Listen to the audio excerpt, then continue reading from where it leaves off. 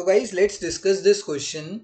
This is a question of true and false, and the question given to us is, according to total outlay method, that is also known as total expenditure method, expenditure decreases with rise in price of the given commodity in case of elastic demand. अब हम अगर बात कर रहे हैं किसकी, total expenditure method की, तो तुम्हें मैं एक चीज़ अच्छे से समझा देता हूँ, उसके बाद तुम 2 मिनट में आंसर दोगे इसका। ट्रू फॉल्स तुम्हारे लिए कुछ नहीं बच जाएगा, तुम्हें पूरा टोटल एक्सपेंडिचर मेथड या टोटल आउटले मेथड समझ आ जाएगा। 3 तरीके की डिमांड होती है हमारी। First is known as elastic demand, second is known as inelastic demand, ठीक है, and the third is known as unitary elastic demand. ठीक है, ये 3 तरीके की हमें डिमांड पढ़नी है under outlay method. Outlay method के अंदर perfectly elastic and perfectly in elastic आपको नहीं देखने को मिलेगी, आपको इलास्टिक या इन इलास्टिक देखने को ज़्यादा मिलेगी। तो ये 3 है, हमें 3 ये देखनी है, elastic demand, in elastic demand या यूनिटरी इलास्टिक डिमांड। अब इलास्टिक डिमांड में क्या नेचर होता है अंडर आउटले मेथड, तो ये इलास्टिक डिमांड के अंदर आउटले मेथड या टोटल एक्सपेंडिचर मेथड बोलता है कि अगर प्राइस राइज होगा तो जो टोटल एक्सपेंडिचर है वो होगा फॉल, एंड अगर प्राइस डिक्रीज होगा तो टोटल एक्सपेंडिचर क्या होगा, टोटल एक्सपेंडिचर होगा राइज। इसका मतलब हमें क्या देखने को मिला, there is an inverse relationship, there is an inverse relationship between price and total outlay और टोटल एक्सपेंडिचर। ये आउटले और एक्सपेंडिचर का मतलब एक ही है, कंफ्यूज मत होना इसमें, ठीक है। तो इसमें हमें क्या देखने को मिला, there is a inverse relationship कि प्राइस के इंक्रीज होने पर टोटल एक्सपेंडिचर कम एंड प्राइस के डिक्रीज होने पर टोटल एक्सपेंडिचर ज्यादा।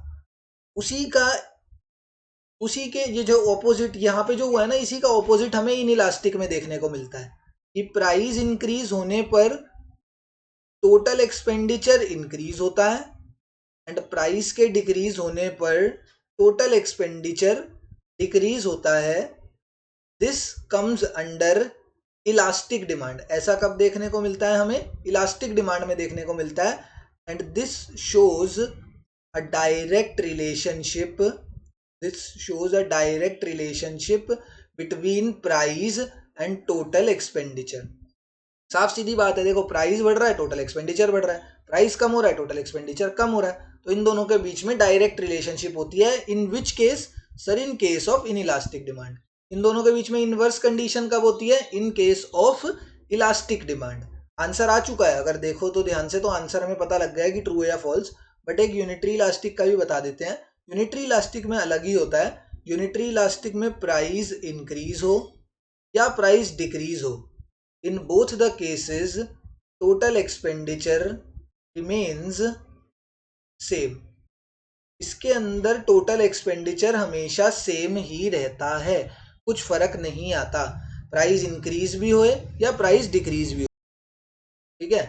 इसको प्राइस से कोई लेना देना नहीं है, प्राइस इंक्रीज भी होगा या प्राइस डिक्रीज भी अगर होगा, बट टोटल एक्सपेंडिचर की बात कर रहा हूं मैं, क्वांटिटी नहीं बोल रहा यहाँ पे। टोटल एक्सपेंडिचर जो है वो सेम ही रहेगा दोनों केसेस में। वो कब होगा, वो सर यूनिटरी इलास्टिक डिमांड। मतलब अगर मुझे बताना है कि ये इस कर्व की डिमांड इलास्टिक है या इन इलास्टिक है या यूनिटरी इलास्टिक है, मैं प्राइस और टोटल एक्सपेंडिचर के बीच में रिलेशनशिप देख लूंगा। अगर प्राइस इंक्रीज और टोटल एक्सपेंडिचर डिक्रीज मतलब इनवर्स रिलेशनशिप, एंड कौन सी डिमांड हो जाएगी, इलास्टिक डिमांड हो जाएगी। अब यहाँ पर इस क्वेश्चन में देखते हैं, यहाँ पर बोला है according to this total expenditure, या इसी को हम टोटल आउटले मेथड भी बोलते हैं। According to this total outlay method,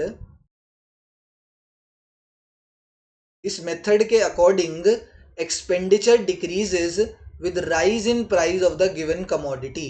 expenditure decreases, कौन सा केस बोला है यहाँ पे, एक्सपेंडिचर डिक्रीजेज, ये वाले केस की बात कर रहा है इस क्वेश्चन में। एक्सपेंडिचर डिक्रीज हो रहा है with rise in the price in case of elastic demand. तो बिल्कुल सही बात, सब चीजें मैच कर गई। इलास्टिक डिमांड के केस में ही तो प्राइस जब इंक्रीज होता है तो टोटल एक्सपेंडिचर कम होता है। तो दिस स्टेटमेंट इज ट्रू, कोई भी इसमें शक नहीं है, ये बिल्कुल सही स्टेटमेंट है, because we have just discussed the whole total expenditure method. हमने पूरा टोटल एक्सपेंडिचर मेथड यहाँ पे पढ़ लिया है, एंड वहां पर हमने साफ साफ देखा था कि इलास्टिक डिमांड के अंदर इनवर्स रिलेशनशिप होती है between price and expenditure, and यहाँ पर इनवर्स रिलेशनशिप ही दिखाई गई है कि एक्सपेंडिचर डिक्रीज हुआ है एंड प्राइस इंक्रीज हुआ था। तो दिस स्टेटमेंट इज ट्रू।